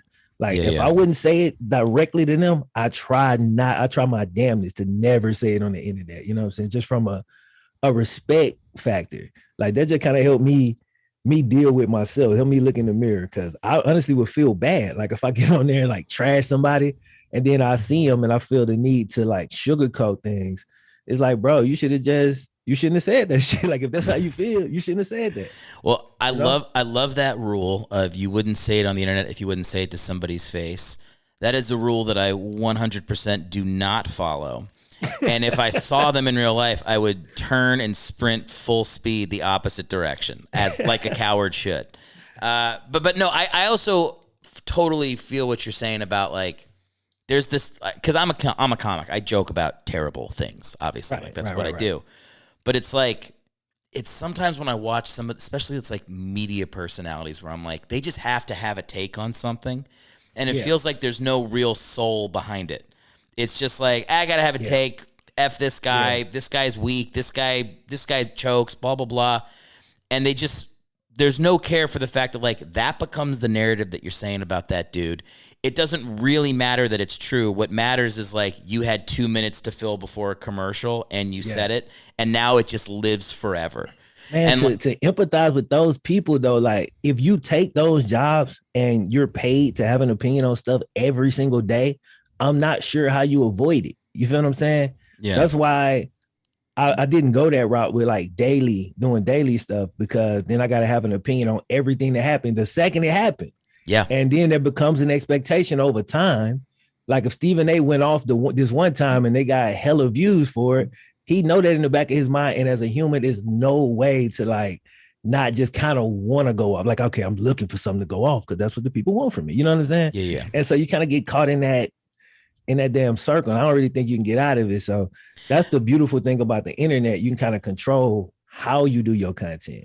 Whereas they probably didn't have that type of flexibility, I do think it's changing, man. Like I even watch like Ryan Leaf now like host Rich Eisen's show when he's gone, and it's like and I like the fact that I feel like we're able to now look at these guys as people, and he can be honest. He can be like, I smoked crack at halftime. I was not ready to be in the end. Like whatever. Like he just says his stuff, and we all get to we all get to see, like, I think a more full version of the people they are.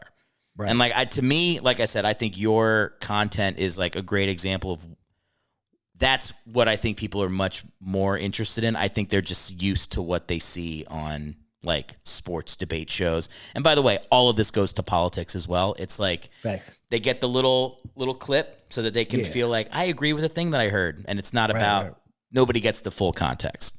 Yeah. It's really annoying. Not to be plugging on here, but speaking of Ryan Leaf, did you see the one I did on Ryan Leaf? That's one of my favorite videos. As a matter I don't know if I If did. you haven't seen it, maybe check that one out when you get a shot, man. That's a good one to watch.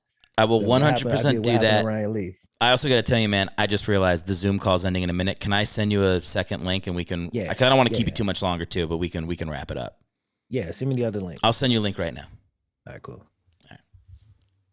If you're listening to the podcast right now, that means we have reached the point where the Zoom link died. So FlemLo will be back in approximately 45 seconds. Until then, I'd like to issue a challenge to my listeners. The call-in number is 323-716-6072. Anybody who calls in right now will get $5. You just leave your Venmo handle and ask me a question on the voicemail. That number 323-716-6072. And I'll just send you $5. Unlimited, as many people as possible. I have a feeling that only my mom is listening at this point, an hour in. So let's see how many of you motherfuckers actually hang out for the whole podcast. I'm just going to send you $5 to call this number right now. 323-716-6072. Leave your Venmo handle. Ask a question. $5. I'll do that for as many people calling as possible. I'll do it for the first 3 people. If you're one of the first 3 people to do it, I don't have, this is a free podcast. I'm not going to spend 200. I'd be pissed if 300 of you call in at that point. So here's the deal. First 3 people, $5. 323-716-6072. Call in now. All right, back to FlemLo. Yeah. I just noticed while you were up, I was like, how has my face been this red my whole life? I've got like a very red face right now. I look like I've been dating Amber Heard. I look like I've been getting knocked around. As I was waiting for you, I was like, Jesus Christ, is that my face? What is happening? Man, I be feeling like that when you gotta edit down 2.5 hours of yourself. You constantly looking at yourself like, damn, when did I get that pimple right there? I got be messing with the color and all of that. Hey, also before we jump off here, I did have a backup quarterback that I just wanted to mention. Like, you know what I'm saying? I ain't got his whole life story or nothing like that. But I will say this: whoever you mention in the beginning part of the podcast, I will do a full 30 minutes on him just by the fact that you mentioned them now. So you're determining the direction of this podcast in this moment. So let's hear it. Who's the backup for this episode? The backup for this episode is going to be none other than Carolina Panthers, PJ Walker. Love it. The guy from Temple. Hell yeah, right. Dude. Hell yeah. Man, so PJ Walker, the reason I even got acquainted with him was, you know, I covered the spring leagues also on the channel. It's just something fun I like to do in the offseason, right? So I covered like XFL. Okay. I live in Houston, so my team was the Houston Roughnecks. That was my squad I was rolling with in the XFL. PJ Walker was the quarterback of that team. And this man was an absolute beast. We were 6-0 when the league got shut down. And PJ, I'm talking about, bro, his XFL highlights, he was out there looking like Russell Wilson, Lamar Jackson type. You know what I'm saying? I was like, bro, this man could play in the league. Like, you know, he ain't gonna be a starter, but he could play in the league. That's how I felt. And sure enough, the Panthers picked him up and then they re-signed him that next year. So he signed like maybe a 2 or 3 year extension, I think this past season, to remain there as a backup. So it's just a dope story because I think he maybe was like on the Colts practice squad right before that when he came out of Temple, but he never was like officially on the roster until after the XFL. And the XFL got shut down because of the pandemic. So he only got to play half a season. But in that half a season, he played well enough to continue his career and move back up into the NFL. And, you know, he just got a dope story because of that. So much of it with these guys is like, they don't have a chance to play if they're just like a practice string guy. Like they used to have NFL Europe. They used to have places, you know, I guess now you could say the CFL. But I actually had, I don't know if you probably don't know Jabron Hamden, but he was a backup in the NFL. He did my show. And he talked about when you go to the CFL, like there's an extra player on the field. Like it's a completely different game. The field is wider too. Yeah, right? it's actually kind of dangerous for quarterbacks because it's all about the timing to not get destroyed in the pocket when there's an extra defender coming at you and you're just not used to it. It can really mess you up. Yeah. So I guess like the whole point is like I want the USFL, the XFL. I want all these leagues to work because at the end of the day, it's like we get to watch more football, and there's going to be guys like PJ Walker, like who's the guy? Oh my God, is it Perez? There's a quarterback named Perez in the USFL that's playing well right now. I know it's not Lou Perez. Luis. It's Luis Perez. Might be Luis. I feel like he was on the Eagles practice squad for like a week, and that's why I know him. But there's a lot of guys like that where it's like, you know, if they get to play a full season of football and develop like that, they could have better NFL careers. Like you really don't know until like people have the opportunity. So that's facts, man. And everybody complains about the quarterback play. It's like, man, I like when the quarterback play sucks because I feel like I could play quarterback. Like it makes me feel like I love, dude, college football. I watch like MAC football. Like that's my football. Oh, yeah? I like to watch the games where I feel like if I really needed to, I could step in and the team wouldn't get blown out that bad.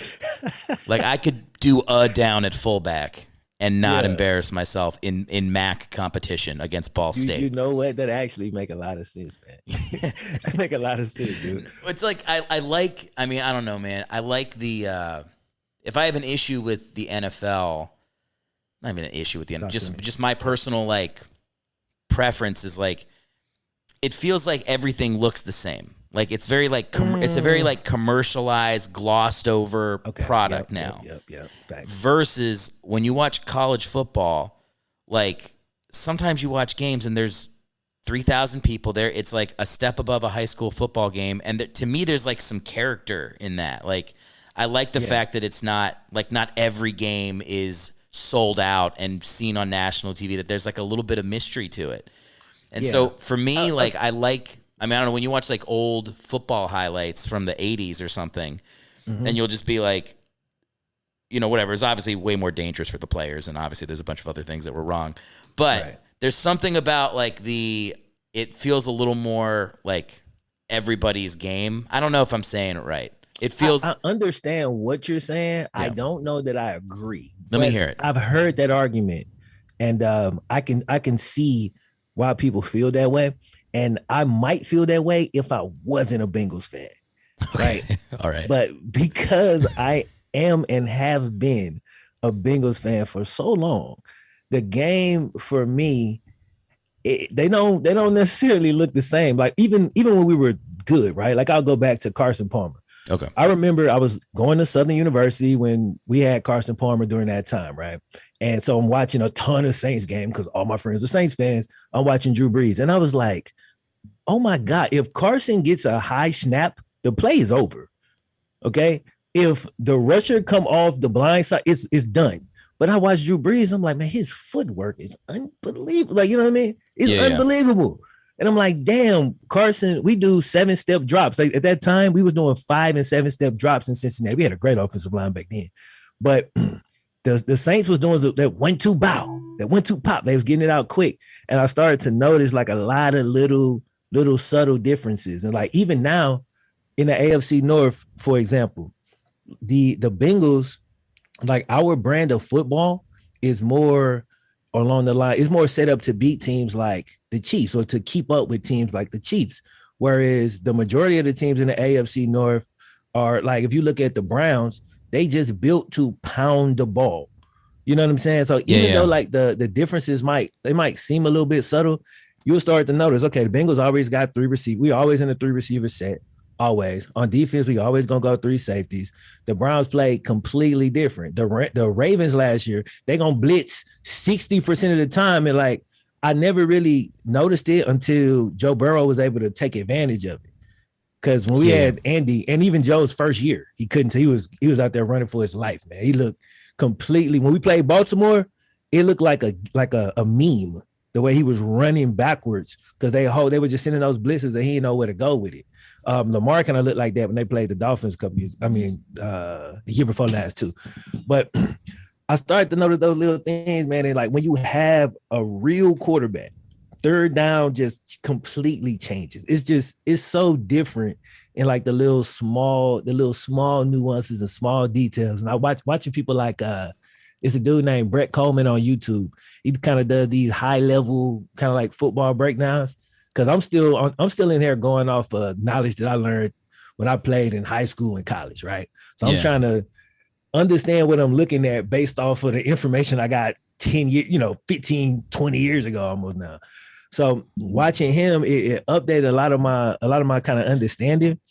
And man, the NFL, it's more of a cerebral game. Like it really is, bro. That's why they always kind of doubt players like a Lamar Jackson when they come out because, they're looking at his game and thinking, okay, he got all of the physical tools, but is he going to be able to, which he has proved now that he can, but they're like, is he going to be able to process all of this stuff going on?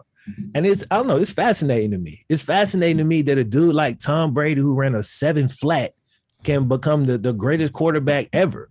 It's like, how is he doing that? So I start paying more and more attention to him and just the way he approached the game. That's why I like Joe Burrow, our quarterback now, so much. And I think he can really be something great. Is because that style of play, like I finally understand why that's the preferred kind of like quarterback style of play. When I was young, I never got that. I wouldn't have dreamed in a million years Jamarcus Russell was going to be the biggest bust of all time. He could throw the ball 80 yards from his knees. What you mean he going to be a bust? You know what I'm saying? So I don't know, man. I really, over these last few years, I kind of gotten into like enjoying a lot of the nuances of the game. And I kind of got romantic about the NFL, man. I ain't gonna lie. Like I've gotten to the point where I'm so into the NFL at this point, like over the last probably 2 years. And it's like, I'm starting to realize why NFL have been king for so long, man. But I do think I'm gonna get back into college football. Oddly enough, because of like the NIL, because it's like teams are kind of starting to stack talent again, and like some of the big brands I think are gonna be interesting again. I'm in the storylines. You watch my videos. I watch your videos. Stories. I'm waiting for your video on Eastern Michigan football. The worst college football team in the history of college. See, that's something more like my boy KTO would do. Like he like to do like those period pieces on like a whole organization. I'll do those from time to time. But, most of the time with me, it's a deep dive into like an individual, like most of the time. And I'll say this too. I love that you took my dumb statement and read way further into it than what I meant. You're talking about the nuances of the game and how the quarterbacks play and how offenses manipulate defenses and the mind games. Yeah. When I said it looks different, I was literally talking about their uniforms and the stadiums. Like, I'm an idiot. I was talking about, like, I don't like that the Vikings play indoors. Like, I have dumb complaints about the NFL where I was like, I want it to look like it looked in the 90s. Like, that's literally, when I say what it looks like, I'm literally talking about the colors in front of my face. I like the old Buccaneers uniforms, and I think... talking about the creamsicle joint? Oh, hell yeah, dude. You like those? Hell yeah, I like those. Man. Dude, the uglier I don't hate them. The uglier the better. Like So you like the Pittsburgh Bumblebee joints? No, those are ugly. Those are terrible. Those are trash. Here's the thing. I think every team in professional sports should be wearing exactly what they wore in 1988. Whatever it was in 1988, everybody had it perfect. That was a good year. I was born in 1988. There you go, man. See, I didn't even do that on purpose. That's how good of a podcast host I am. I intuited that you were born in 1988, and that was the year. Everything should have just stopped right there. No, dude, it's like is concerned. I'm like, look, I'm an Eagles fan. I like the Kelly Green.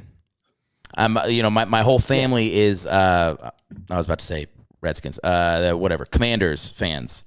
I like the old, like red tops, burgundy pants, and like the spear on the I like the vintagey stuff.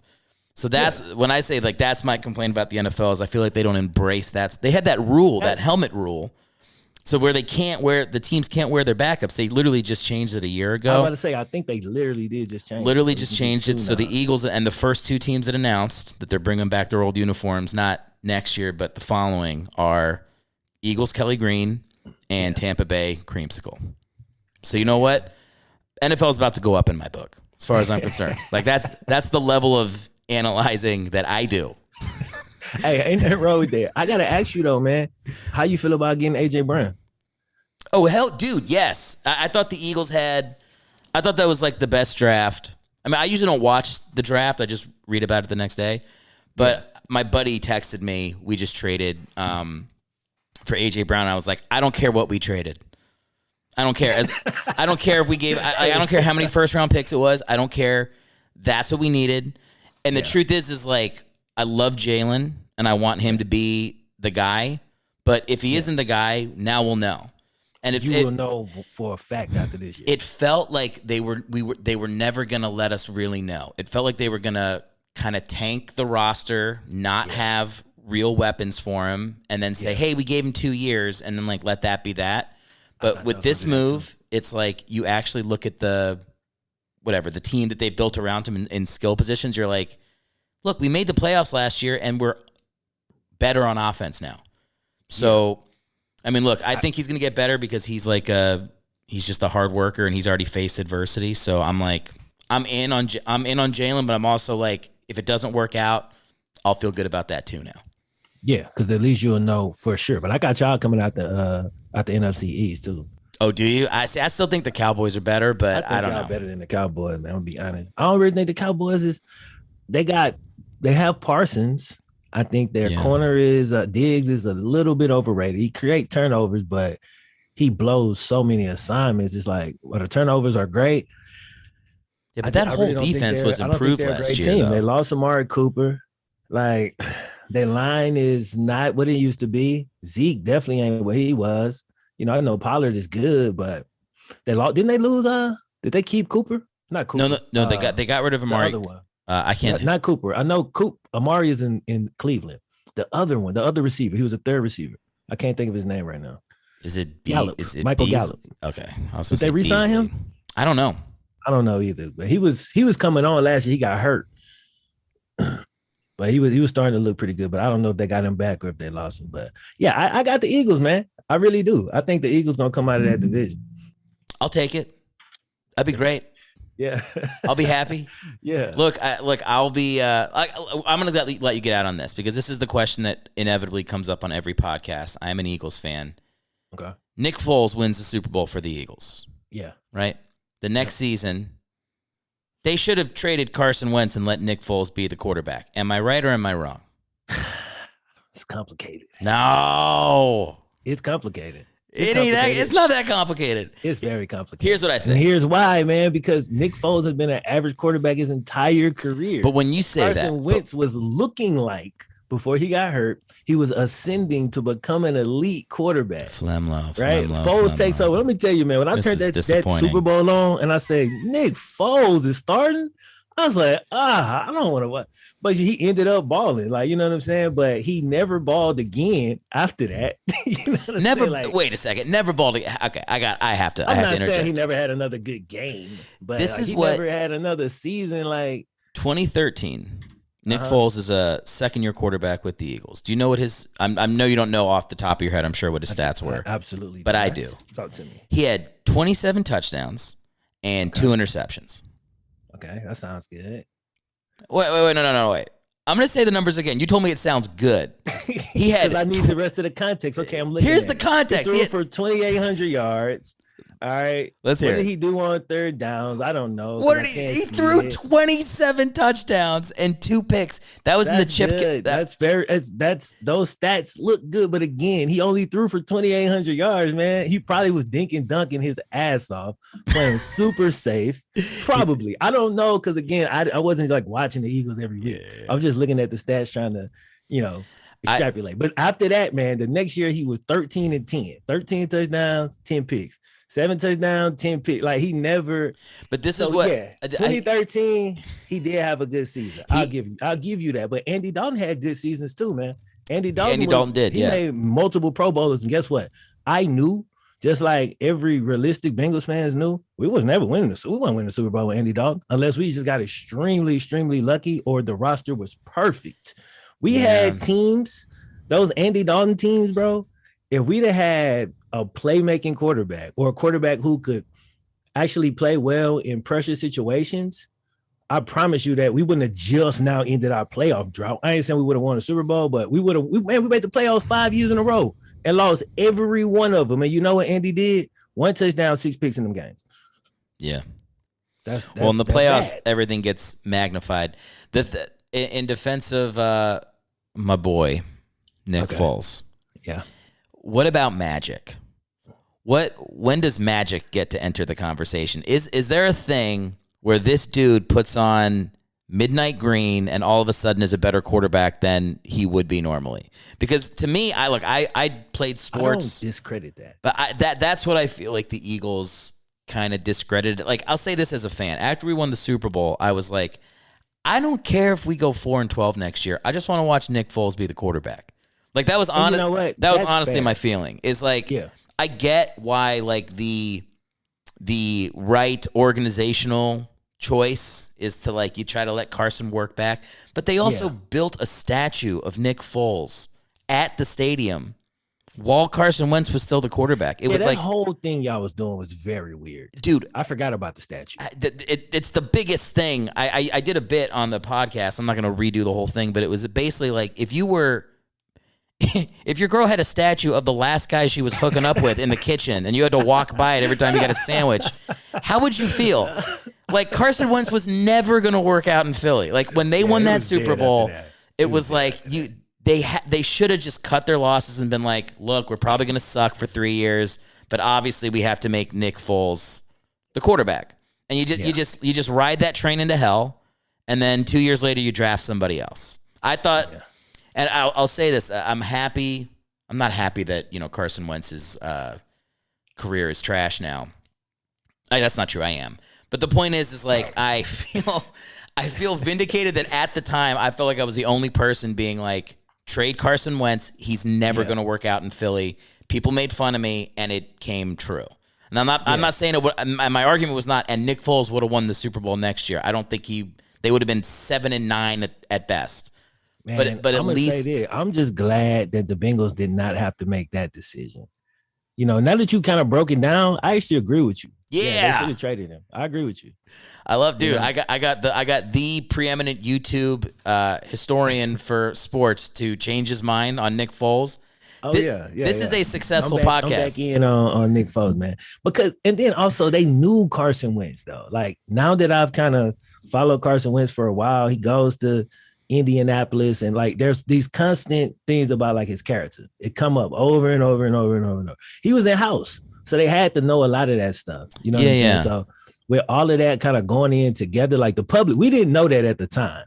So I understood why they was keeping Wentz at the time, because I thought he was going to actually be able to bounce back and kind of get back on that road that he was on for them 6 games that his whole kind of career is based on at this point, or 7 games, however long that stretch was before he got hurt. But yeah, man, I agree with you. I think y'all should have did that. And if, like I said, if that was the Bengals, it's an impossible situation. Like, it's an impossible situation. Because if you trade Carson Wentz and he end up going crazy on another team, and you know what I'm saying, you had him, he was an MVP candidate before he got hurt, you just don't trade him? And now what? Like, what if he end up being like the dude somewhere else? You're going to be sitting over there like, we had this man. and we just traded him because he got hurt. I would have been all right with it. You'd have been cool. I mean, literally, if he got traded to the Dolphins, you would. Man, if you had to watch him in the playoffs or something, I'm telling you, going deep in the playoffs, you wouldn't. I'm telling you, man. As a Philly fan, and like it's not like the Eagles were terrible when I was growing up. They were in the '90s, but then with McNabb, they were great. Yeah. But like the hunger, and that is a football city. Even though like the Phillies had won a World Series and the Sixers won in the '80s and the Flyers won, who knows? The city was waiting for the football team to win a Super Bowl. The release of that, it was like, it would have been the first year in Philly sports where we could have been kind of chill about our football team. Philly has no chill when it comes to, I mean, we tried to murder Santa Claus. Like, it's not a chill place to watch a football game. Like, people are pretty amped up. If they had kept Foles, I felt like it would have been an easy year. Like, the Eagles would have lost, and I wouldn't have been upset for a couple days after. I would have just accepted it. But when they kept Wentz, I was like, oh, okay, I guess that means we got to go back now. Like, it was almost like they were, it sounds like it's the dumbest take ever. But I wish they weren't trying to win the year after the Super Bowl. I wish they were I would have preferred an 8-8 season with Nick Foles and destroying the future of the team for 3 years, because it was like, I don't feel like we got to enjoy the craziness of a backup quarterback winning the first Super Bowl in Philly. I feel like it went right back into the drama, and it was like, it seemed, like I said, they built Carson had to walk by a statue of the dude that took over. Situations. Like, why would you build the statue while the other guy's still there? It was like they didn't even want him to do well. They didn't think that through at all. No. I can say that. They definitely didn't. Look, man, we're over time, and I'm sure I don't know if you know, most professional podcasts has the Zoom link crap out halfway through. That's usually how really good podcasts go. A bunch of podcasts, even when I was doing mine, and I was doing it with the same host, and we were sending them links right at the like, you know what I'm saying? I understand, man. You have issues at the time. Well, look, first off, I will say, before you plug yourself, I will plug you. If you're not following FlemLo right now on YouTube, you need to be. It's FlemLo Raps. But is there anything else? Like, where else can my fans find you, support you?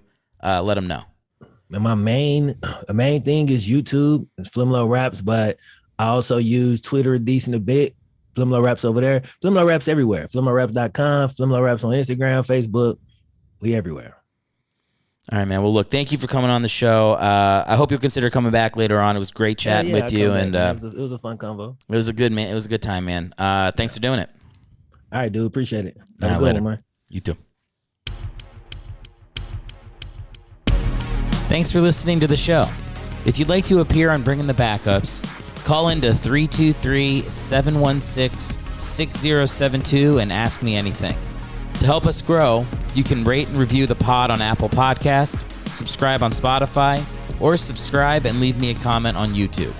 If you'd like to see me perform, go to ErickHellwig.com, where you can hop on my newsletter and follow my bands in town, which will let you know when I'm performing near you.